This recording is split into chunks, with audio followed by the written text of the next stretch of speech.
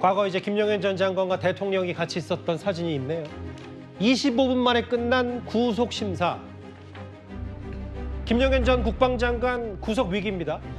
그런데 오늘 구속 영장 실질 심사 출석을 포기하겠다는 뜻을 밝혔고요. 25분 만에 이 심사는 끝이 났습니다. 그러면서 이런 얘기를 했어요. 최진영 변호사님. 네. 이번 사태에 관련된 모든 책임은 오직 저에게 있습니다. 근데 이게 우전 사항이었고 아까 특전사령관의 폭로로 봤을 때 이것만 김영현 전 장관의 말만 고지고대로 믿을 수 있느냐, 갑자기 그런 의문도 동시에 생기네요. 어쨌든 모든 책임이 어쨌든 본인에 있다라고 하는 것은 현 상황에 대해서 책임을 확대하는 것을 막기 위한 나름대로의 정치적 수사가 아닌가 생각을 합니다. 예. 그럼에도 불구하고 본인이 저와 같은 얘기를 한다고 해서 수사가 성역이 없이 진행되지 않는다고 보장할 수는 없죠. 실질적으로 한동훈 대표 같은 경우에도 신속하고 투명하게 나아가 성역 없이 수사하라라는 얘기를 했던 것이고, 실제로 지금 각종 수사기관들이 정말 신속하게 지금 수사를 진행하고 있습니다. 그렇기 때문에 저와 같은 얘기가 있다 하더라도 예. 뭐 실질적인 영장 실질 심사는 오늘 진행되었고, 다만 영장 실질 심사를 할 때 본인이 직접 출석하지 아니한 케이스는 사실 상당히 예외적인 케이스인 것으로 알고 있습니다. 결국 지금 이미 출석한 이후에 긴급 체포가 되었고 48시간에 지금 영장은 지금 청구가 되었었는데, 만약에 이제 지금 이미 제가 알기로는 또 김영현 전 장관에 대한 변호인도 지금 선임돼 있는 것으로 알고 있습니다. 예. 아마 출석하지는 않았지만 미루어 짐작컨대 변호인 의견서는 법원에 제출했을 가능성이 있습니다. 짧게 진행은 됐습니다만 현실적으로 어떤 판단의 대상이 될 수 있는 변호인 의견서는 제출됐기 때문에 아마 그와 같은 것을 보고 오늘 재판장께서 구속 여부를 판단하지 않을까 싶습니다. 예, 영장 내용 중에는 아마 이러면 오늘 밤이라도 김영현 전 장관에 대한 구속 여부가 결정이 될 테고, 영장 내용 중에는 대통령과 공모해서 국헌 문란을 목적으로 내란을 일으켰다. 25분 만에 끝이 났고, 다음 화면을 볼까요? 근데 이현정 의원님, 네. 본인이 최근에 검찰에서 일단 묻지도 않은 부분도 직접적으로 적극적으로 진술했다. 포고령 직접 썼고 대통령과도 내용 상의했다. 그리고 앞서 특전사령관에 봤을 때 대통령의 계엄 사태에 대한 개입이 정말 깊숙이 들어갔다는 걸 이제 정황 증거로도 조금씩 나오는 거네요.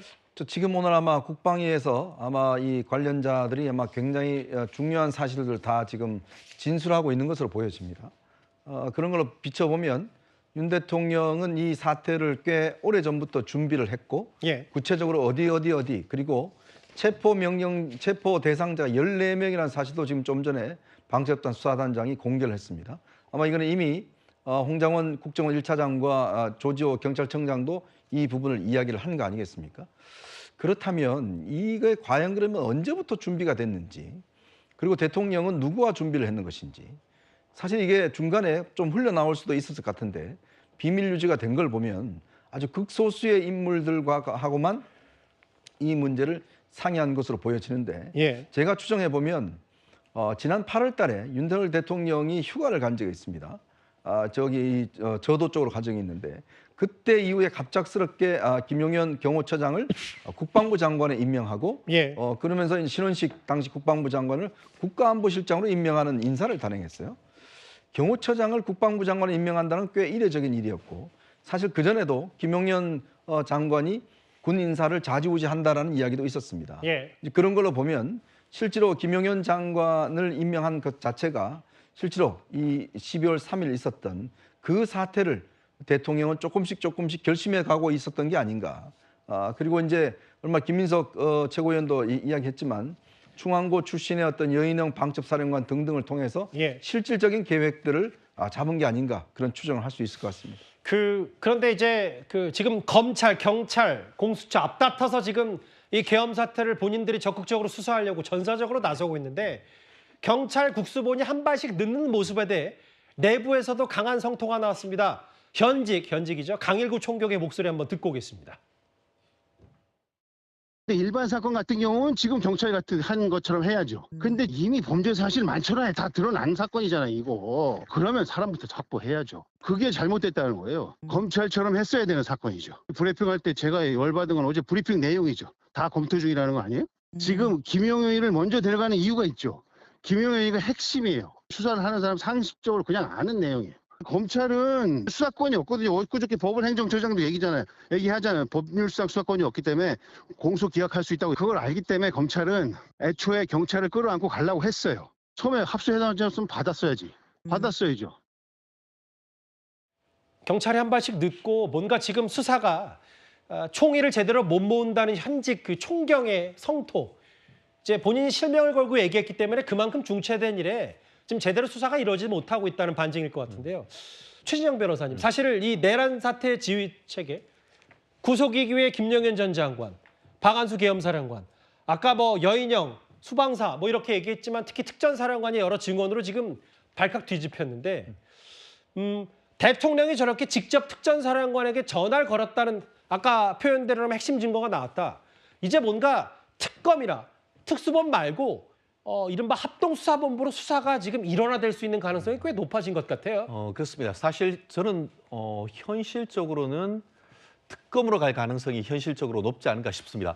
아시다시피 오늘 지금 그 김영현 전 국방장관에 대한 그 구속영장 실질 심사는 두 가지 중대한 의미가 있습니다. 예. 첫 번째, 검찰이 직권남용 권리행사 방해죄와 직접 관련되는 것이 그 관련성이 있다는 이유로 내란죄를 지금 수사를 해서 영장을 청구한 건 아니겠습니까? 그런데 지금 검수완박에 따라서 이 그 내란에 대해서는 검찰의 수사권이 없습니다.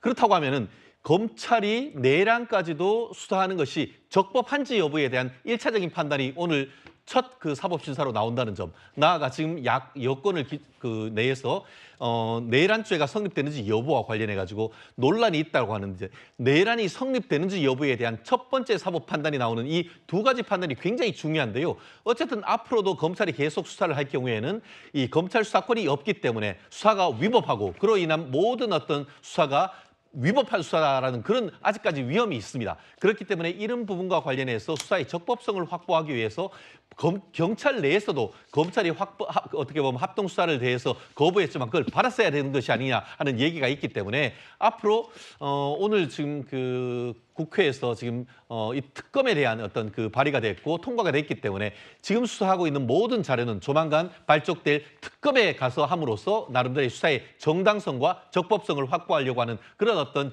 절차가 진행될 가능성이 높지 않을까 봅니다. 경찰청장도 공모음이고 뭐 이런저런 얘기를 했는데